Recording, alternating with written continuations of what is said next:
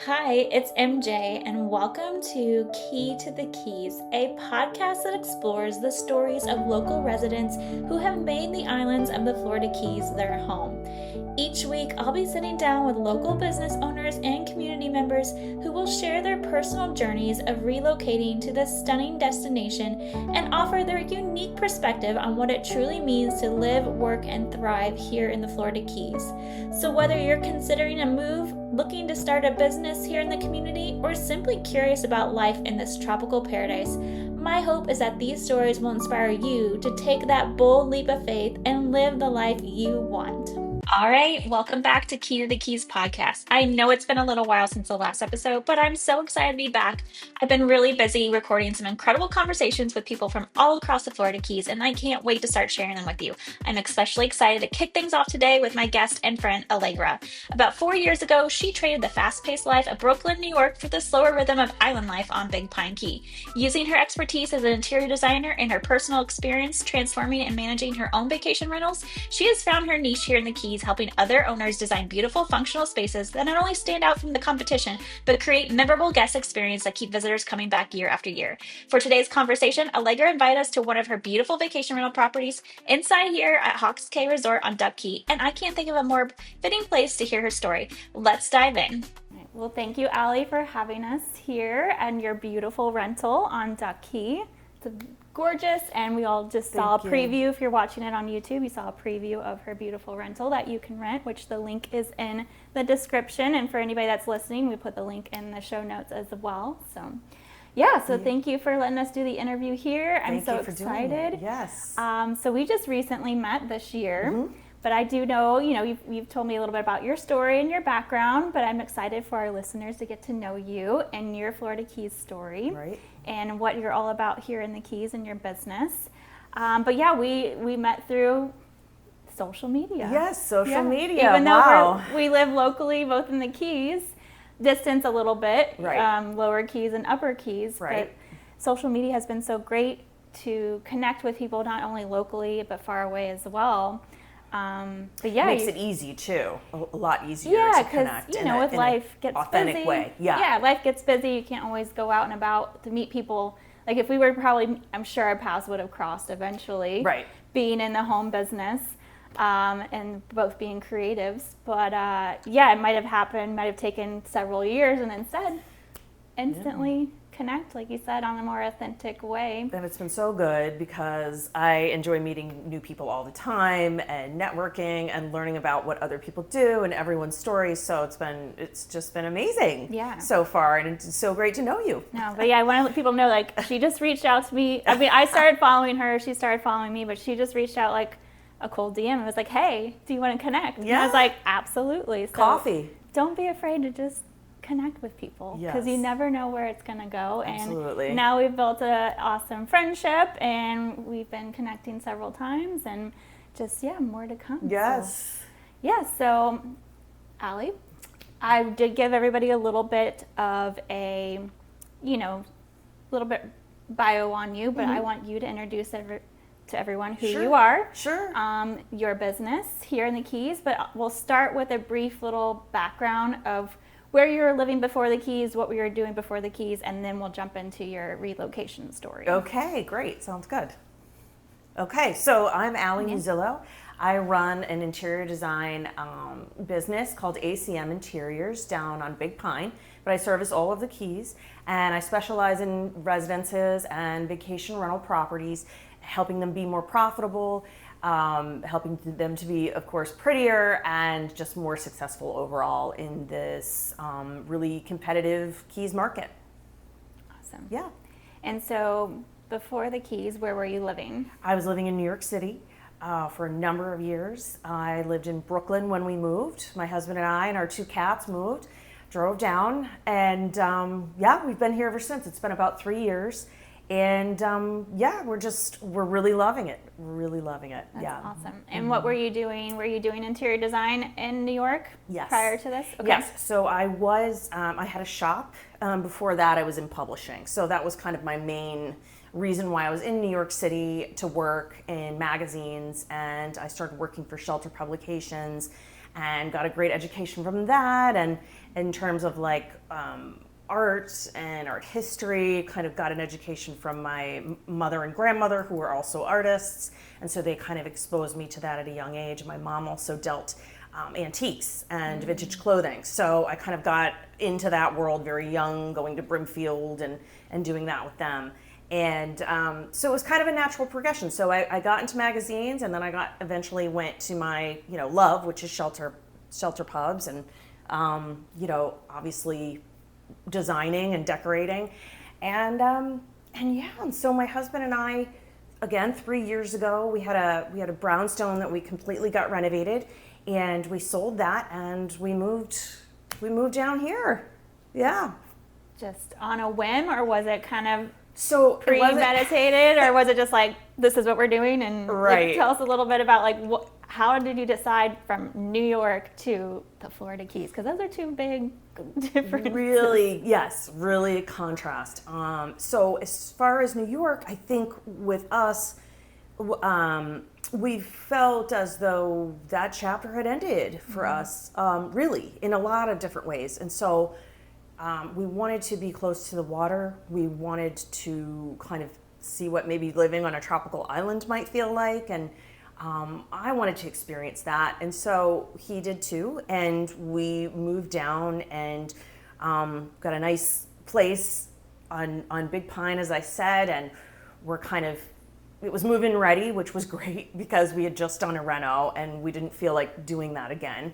Yeah. And just really loving our house and where it's situated. It's just a block from the water, and there's so much nature down here, and that's another thing you miss in New York.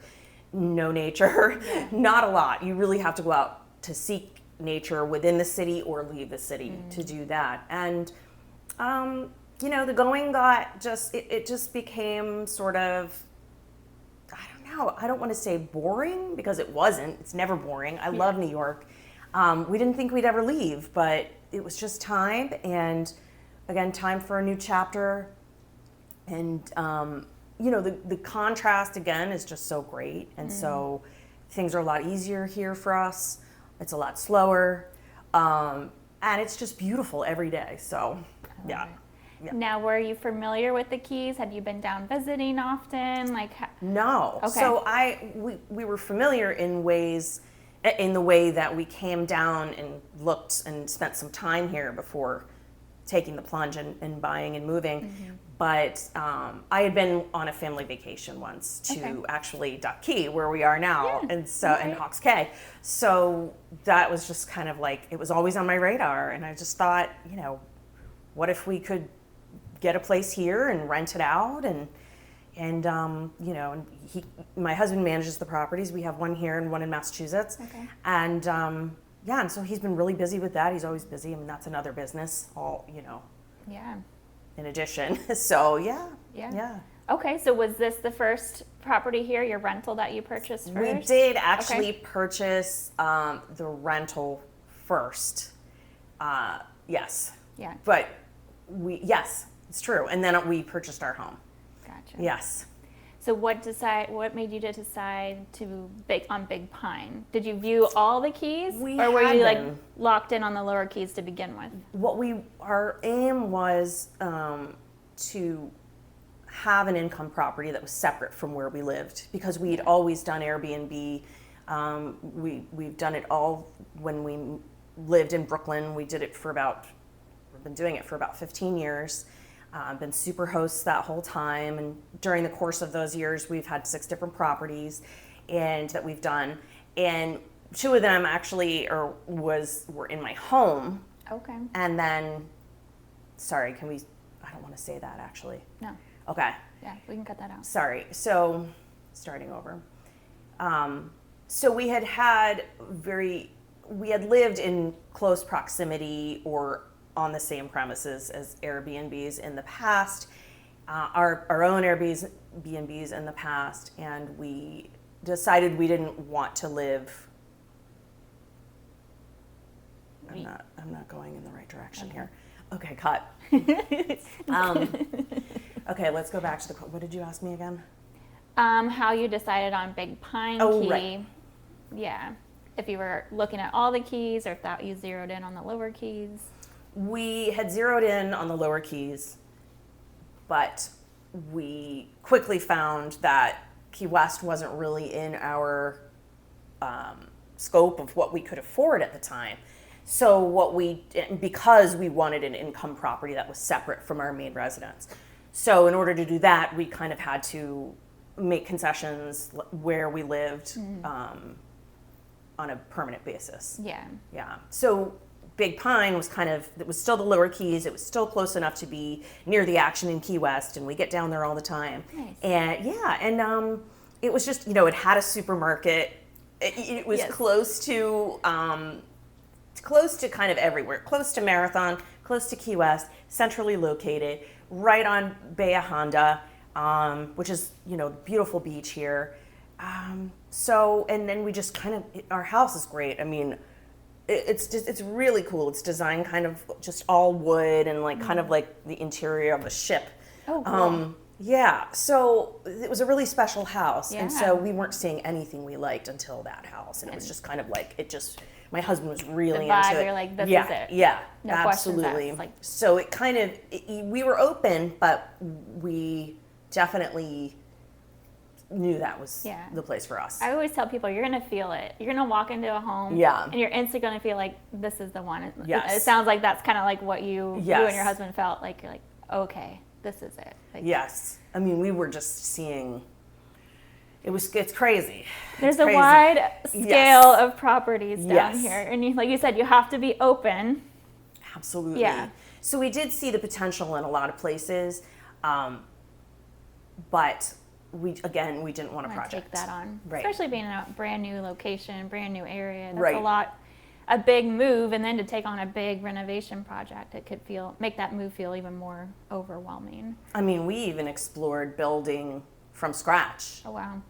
So yeah, that's a whole nother that is not ball. something I would do down here. That's just me. Yeah, no, it just quickly became evident. It helped you zero in on what was going to make more sense for you all. Yeah. Right. So by the time you decided, okay, we're going to make this move to the Keys, and the time you bought, what was the time span? Well, it was really quick. It happened within 6 months. I love it. Yeah. Yeah. Yeah. You're like, we're doing I it. mean, we also had our home on the market for about 3 months. Okay. 3 or 4 months?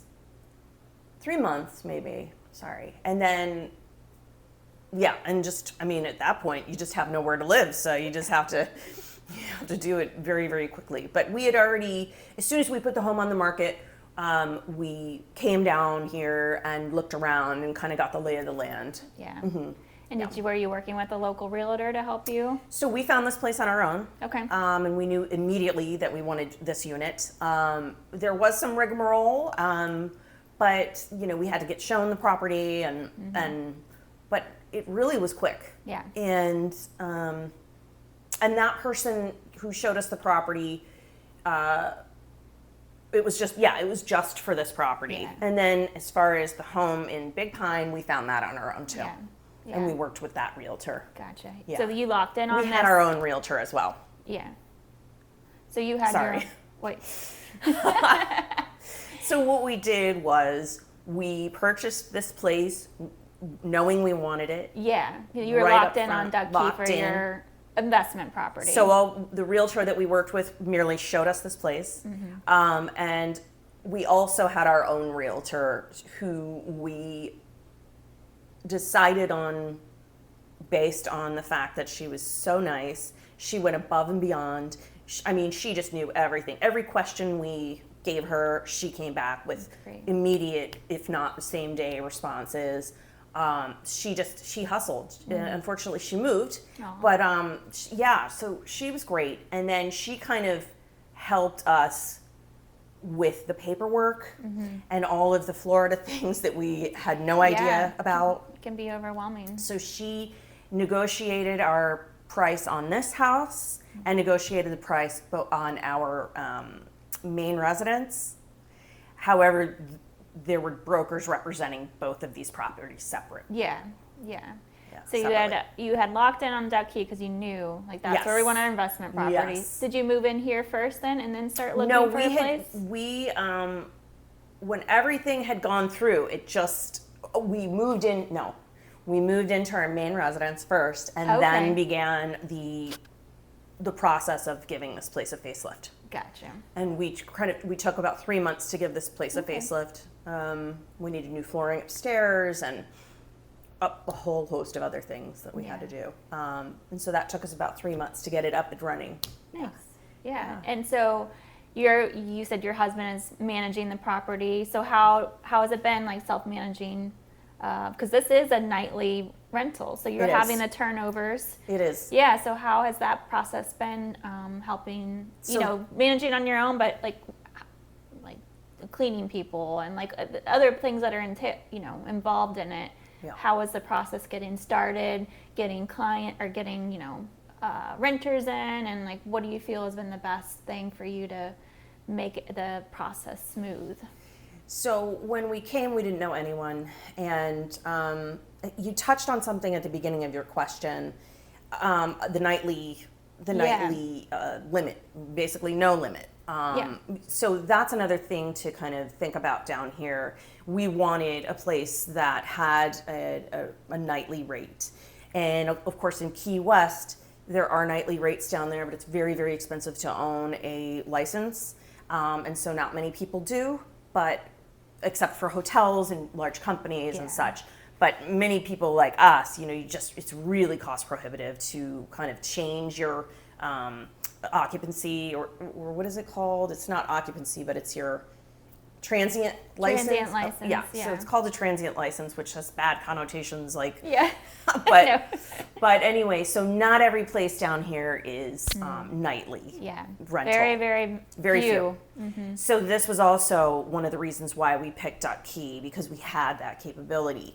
And as far as, we moved here, we had moved in down in Big Pine. And then during those 3 months, we were kind of getting the lay of the land as well. We were getting our trades in order. We were getting our materials in order and ordered. So, it took about that amount of time to kind of have everything done. But I mean, I think my husband Michael went, we found our but guy. He's our guru. Yeah. We found him from the local hardware store. Okay. Whenever Michael would go to the hardware stores, he'd be like, "Hey, do you know anybody?" And they gave us his card, and we've never looked back. He's amazing. And I'm gonna have to gatekeep him because when you find somebody good down here, you're like, you hold on to him. Right. So that's just for friends and family. That guy. But he's amazing. We got an appliance person. But it's all, even a cleaner. We just kind of watched. It was during the summer too, so it was very, very hot here, and we knew we needed a cleaner who was used to these rentals and absolutely knew the lay of the land when it came to the layouts here and what was needed outside and just kind of keeping things in order. And so we just asked a cleaner from what that we saw, and then it was actually next door. And so we happened to speak to her. She was right on the premises, and she came right in and looked and quoted us. And then we had our cleaner, and we've had her ever since. Mm-hmm. And she does a fantastic job too. But she's had it turned out that she used to do Faro Blanco. Okay. So she's very, she's very good. Up to pace. Like, she has the pace of the high turnovers. Yes. Yeah, that's what you need. Yes. Yeah. So it was kind of a lot of common sense, Googling, and then a lot of no thank yous because this quote is crazy. So, I mean, I think some people do try to take advantage, and it's kind of, you really do just need to stick to referrals from people you trust. Yeah. Not, in many cases, not random referrals. In many cases, not the referrals from your HOA.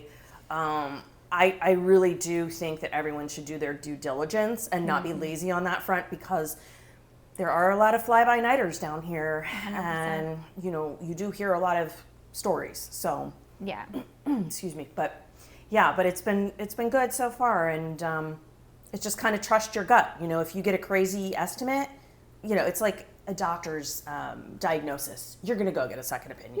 Yeah, all the time. It doesn't hurt to get 2-3 different people in here, Absolutely. and getting quotes. And like you said, you have to do your due diligence. Like you have to take on that responsibility and making sure that you did a thorough investigation, of Yeah. Or You're going to save yourself. Yeah. I say you could try out, Yeah. but that just takes more time. Yes. It takes more money. And Yes. so to do it all ahead of time, like you said, that those 3 months, you really did a lot of back end work. Instead of just like jumping on it right away.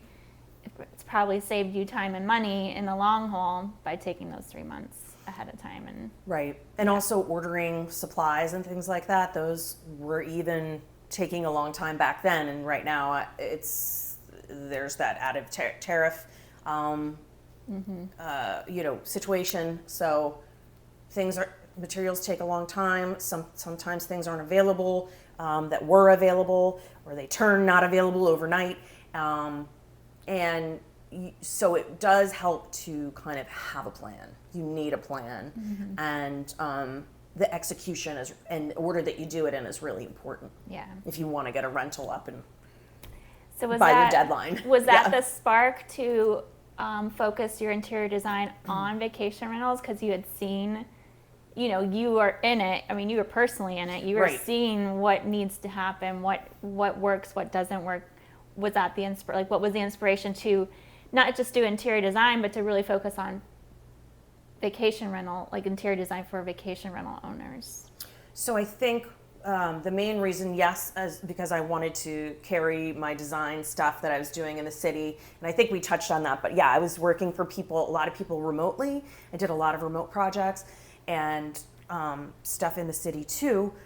And so I kind of was here, I kind of had to switch gears and thought, yes, like I want to extend this. I want to keep this going. I want to see where this takes me.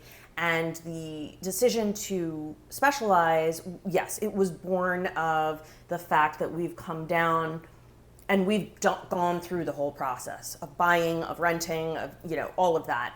And so what I've seen is that many rentals look the same. They look cookie cutter, and they're really, as far as like their interiors down here, they're not very inspired. And a lot of things are kind of 90s relics. Yeah. And no one has really kind of updated them.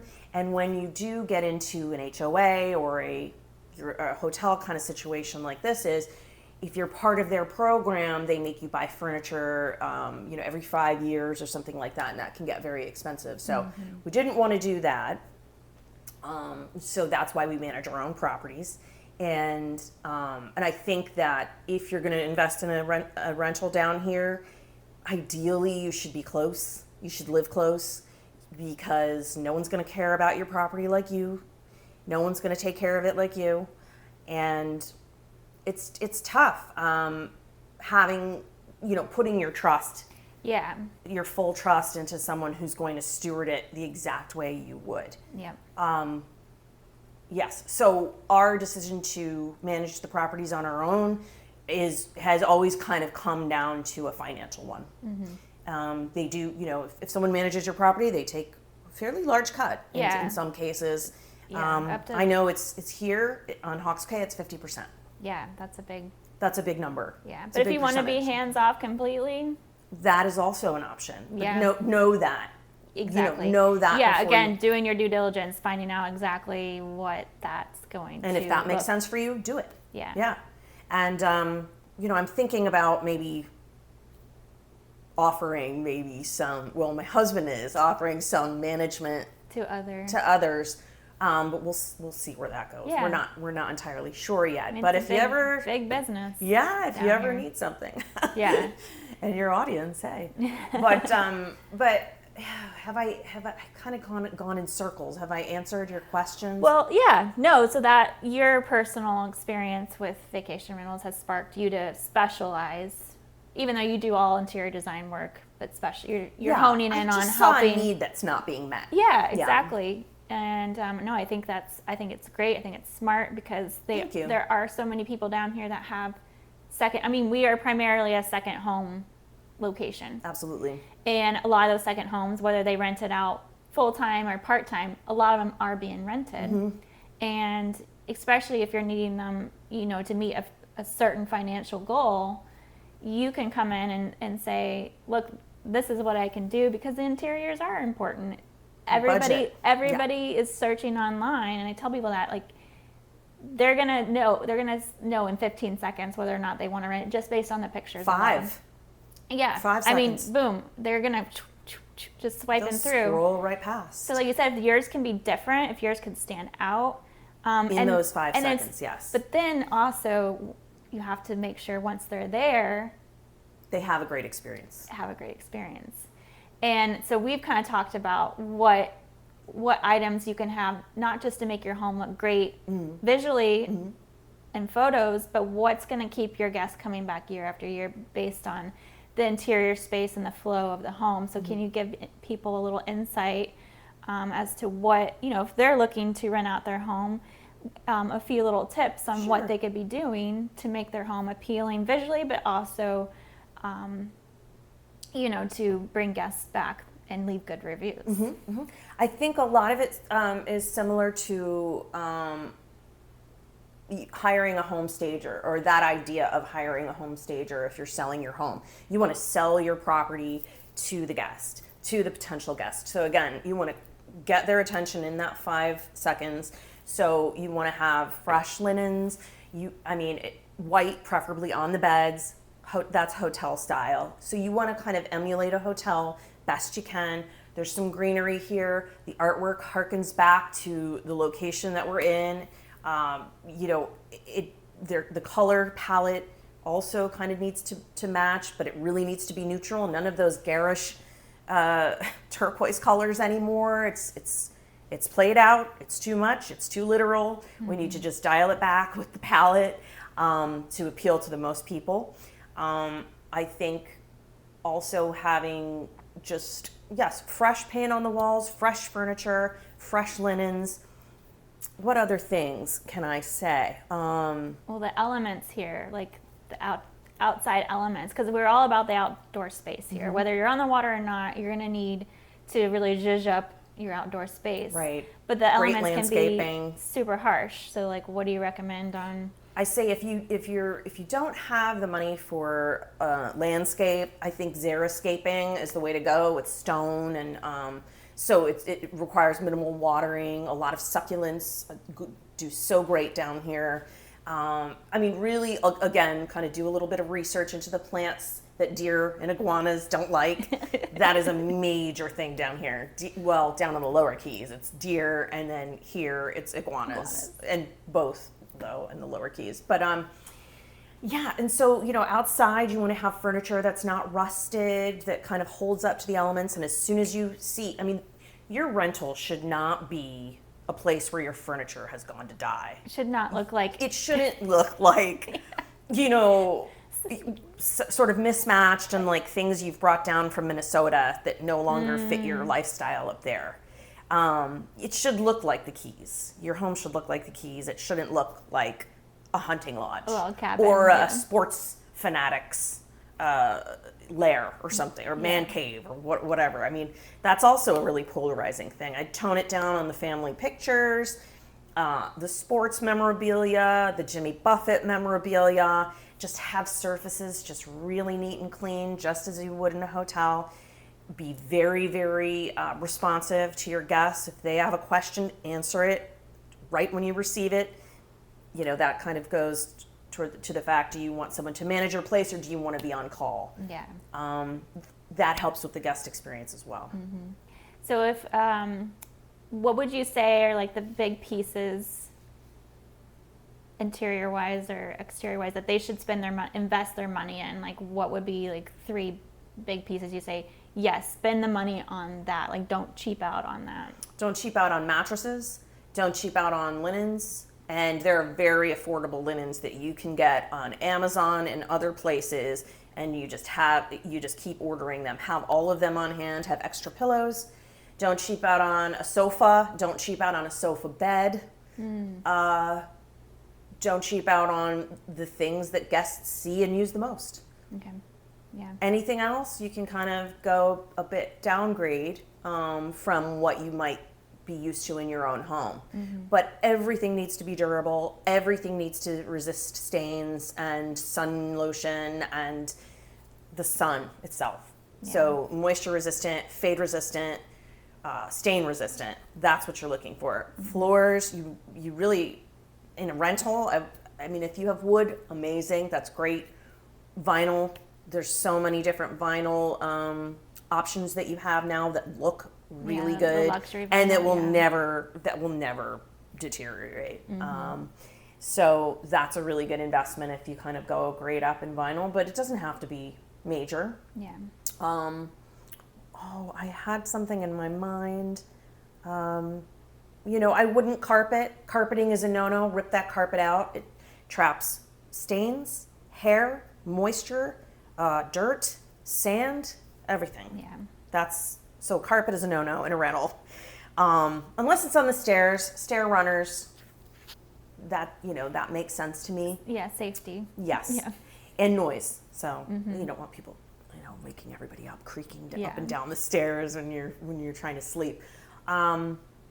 What other things? Yes, so things guests use the most. Your outdoor furniture, your coffee table could be, a little less than your sofa, for example. And all the decorative items, you can buy vintage.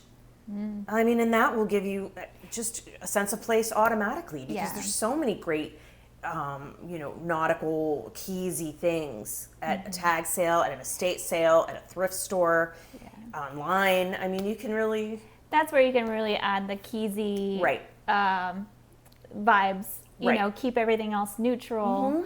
And don't buy made in China stuff. Like, not that made in China is bad, because that's kind of taken on new connotations now. Everything's made in China, and so there's a lot of great things made in China. But I'm talking about the kitschy, too literal, like starfish and beach signs and beach is my happy place and this and that. I think those you could just, if you're going to spend money, spend them on like authentic Keys related items that remind people of being here. Exactly.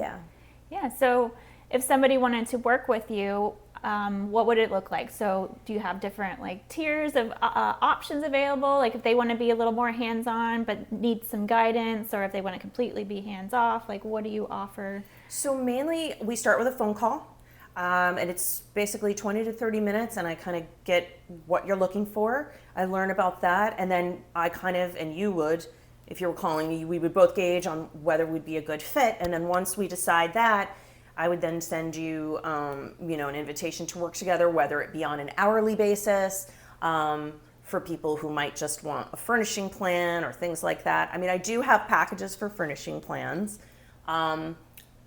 Again, work with me on an hourly basis, or have me do the whole thing from beginning to end. That's first idea all through pictures. I do that as well. And then the consult would just kind of be, if you just wanted to work with me for an hour and a half, and we would go through ideas and through the space, and you'd be literally taking notes. So it'd be all these actionable things that you could do to change your property, or I could answer specific questions that you've had during that meeting. So the consult works to just kind of, in a low risk way of getting a designer involved. And then you can go from there to see whether you'd like to do most of it yourself or hire me to do the whole thing. So did you initially start your interior design business when you first moved down, or are you just... Right. It was just about 6 months ago I really started ramping things up. Okay. Yeah. And what do you feel has been a good way for you to spread the word here in the community and connect with people that has moved the needle forward for your business so far in these 6 months? Right. So a thing that's different about the Keys versus New York is that everything revolves around word of mouth here. So everyone is getting a referral from their cousin, their best friend, their neighbor, and things like that. And so a cold email just doesn't get you as far here. You really need to show up physically and go to events and introduce yourself. And so those things, I think socializing comes natural to me, but selling myself doesn't. And so it's kind of like I've had to kind of figure out a way to do that authentically. But I find that just going to meetings and just not even talking about your business sometimes is just a great way to connect with people who live down here. And I mean, we all kind of share the same reasons for being here. I mean, it's just so lovely. It's so beautiful all the time. And so that's really a way to connect with someone on a very basic level, I found down here. And so when I do go to these meetings, I focus less on selling my business, but more on like learning about the other person so I can build a real relationship. And in New York, it's very surface, it's very quick. And so the places that I've gone and have done that that have been great, and I've met so many wonderful people and women, are the Key West Women's Club, the Marathon BPW, which is another women's club, but it's focused solely on women who run businesses and to work for other people as well. But it's for women, by women, and it's great. I found a bunch of great people there. The camaraderie is fabulous, and everything's just so fun. And I just recently joined the Marathon Chamber of Commerce, which I love already. I mean, nice. I joined a couple of weeks ago. Yeah. And it's just been great. That's awesome. Yeah. And so you said word of mouth is something that you had to get a little used to down here. Yeah. Anything else about the Keys, whether it's business or life, that you felt was a little tough to get used to? But... Yeah. So the lack of groceries, the lack of choice in groceries, coming from the city. I mean, I just love Trader Joe's so much. And I used to just get everything there. And it was just this one-stop shop for just great produce and great everything. And so sometimes, since we're so far down, unless you go to Publix is great, but Publix, I don't have a Publix. I have a Winn-Dixie, and that's kind of a crapshoot because you don't really know if your favorite, and it's like the only grocery store in there. Town, like for, 30 minutes one way, 30 minutes the other way. So it's like everybody's probably ransacking absolutely everything. Yes. And then coupled with the fact that our summers are so very hot, their air conditioning hasn't been the best. So it's like. Yeah. But that's small town life. Mm-hmm. And so this is a small town. It's just one big island of small towns. Yeah, it's just, and we are a rural county. Most people don't think of that. Right. You think rural, you think of the country, farmland. But we are, because we're so detached from the mainland. And we are so, even though it's 110 miles, so it feels like a big area, it's just a narrow strip of land. You put that all together, it's a very tiny little town. Yes. Yeah. It's crazy. So and so making personal relationships is something that I've been working on.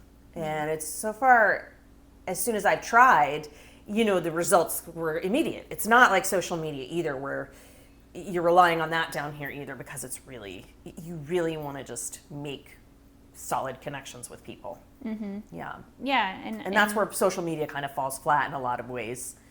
But like you said, reaching out, though, to somebody locally and then saying, hey, let's meet in person. Right, exactly. But I 100% agree. It's like, build that personal relationship and then business comes from that. Mm-hmm.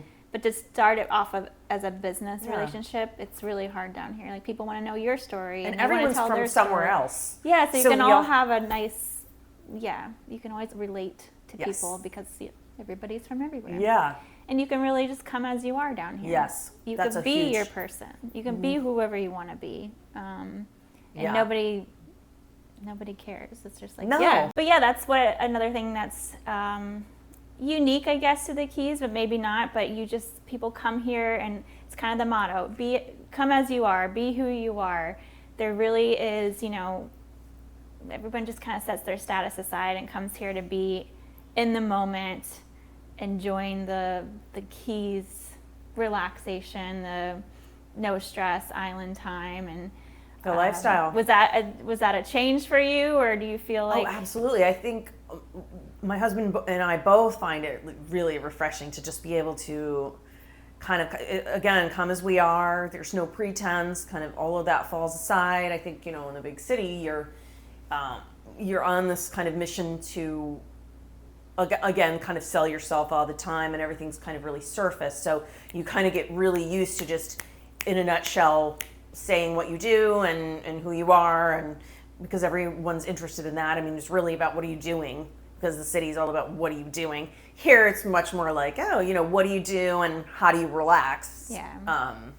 Who are you being? Right. So, yeah, I think, again, just loving that about this place, because you never know who you're going to run into or who you're speaking with, and never just judge a book by its cover here. That's really a lesson. I always say 2 people can sit down at a bar, and one guy could have sold all his stuff, living on a sailboat, just getting day by day, but you know, that's what he wanted. Like, and no care in the world. He's best friends with the millionaire, you know, the local millionaire. Yeah, and they both just show up in t-shirts, flip-flops, and a baseball cap, and they just connect.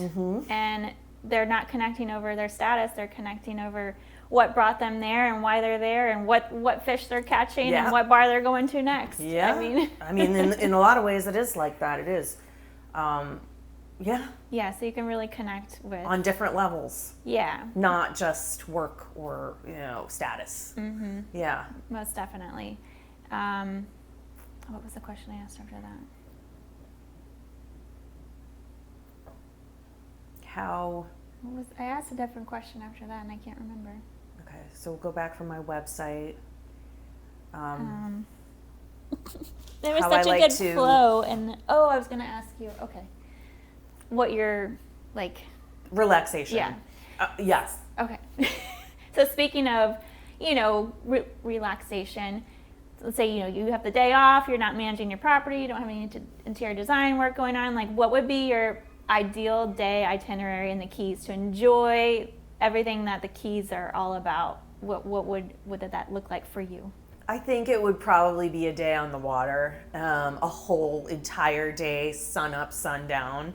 I mean, if I were to really be honest, I would be sleeping on the boat, waking up on the boat, and, you know, and sleeping again, and just kind of having that would be my ideal. I haven't done that, but I would like to do that. But honestly, snorkeling, being on the sandbar, being on the water, fishing, anything to do with the water, I'm there.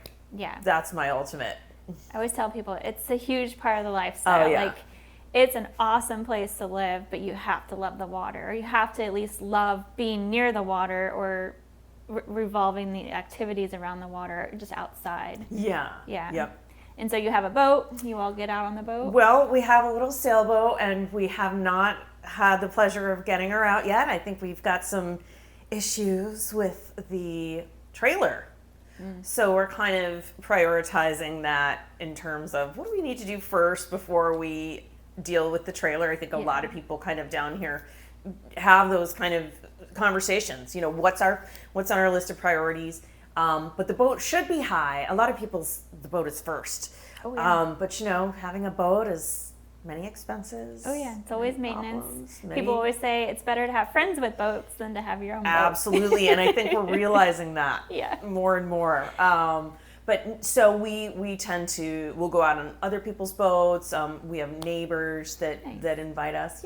And sometimes me and a bunch of girlfriends just will rent for the afternoon or there's so many easy ways to do that down here. And then again, you're contributing back into the community, back into a local, and and once you've experienced that, then now you can recommend. You're like, hey, I go out with so and so. Now I found this tour guide, or I mean, I use the term loosely because everyone's a guide down here. Everyone knows the back. I want to say backwater. What is it? It's the flats. Backcountry, backwater. That's right. Yeah. So I mean, or you just find the place that like will give you the deal on the boat, and then you have a friend who likes to drive, so they can captain it, and then you have another friend who likes to do all the food, and so it's fun. Yeah, it's a good way to again connect with people. Absolutely. Yeah. All right. Well, so tell everybody how they can connect with you and where they can find you. The best way to do all that. Yeah, so the best way to reach me is through my website, and that's acminteriors.com. And I'm also pretty active on Instagram. I'll answer messages anytime you have one. It'll be very quick or same day. So, and that's also, my handle is ACM Interiors. And you can just schedule a call either from my website or from my Instagram link in bio. if you'd like to have a chat. And I'll put all that information in the show notes and the video notes, so easy for you to click and find Allie. Yay, here. okay. For any of your interior design needs, whether it's for your personal home here in the Keys or a vacation rental. Absolutely. She's happy to help. And yes. Anything else you want to share with the viewers and listeners? Any other little tidbits? That's it. I think we covered it. Thank you so much for doing this. Yeah, it's been fun. And don't forget, she has this beautiful rental here in Duck Key and the Hawks Cay grounds. Again, I put that in the show notes as well, so you can take a look and come down and experience the Keys yourself and maybe just stay permanently. Yeah, there's an idea. We can help you find a home, and then she can help you decorate Furnish it, right. You got the whole combo right here. Okay, thank you. We're going to lunch now. Bye. And now, as promised, if you're watching the video version of this podcast, here is the full tour of Allie's beautiful vacation rental inside Hawks Cay Resort on Duck Key. It's a 2-bedroom, 2-bath, in-unit townhome. And out back, you'll find your beautiful own private canal side patio with a dipping pool. And just steps away is the boardwalk that leads you to the main portion of the resort. It's a beautiful place for a morning walk, an evening stroll, or simply just taking in the island surroundings. I hope you enjoy getting to know Allie and hearing her relocation story and living life and running a business here in our little island community. If you're buying a vacation rental here in the Keys or already own one, don't miss Allie's free design guide on her website. It's packed with helpful tips to help you avoid common mistakes, create a better guest experience, and make the most of your investment. And if you enjoyed this conversation, I'd love to have you follow along here on Key to the Keys podcast, as well as over on my social channels at MJ Selling Paradise, where I share the people, businesses, beautiful homes, and everyday moments that make life in the Florida Keys so special. Thanks again so much for listening, and I'll see you in the next episode.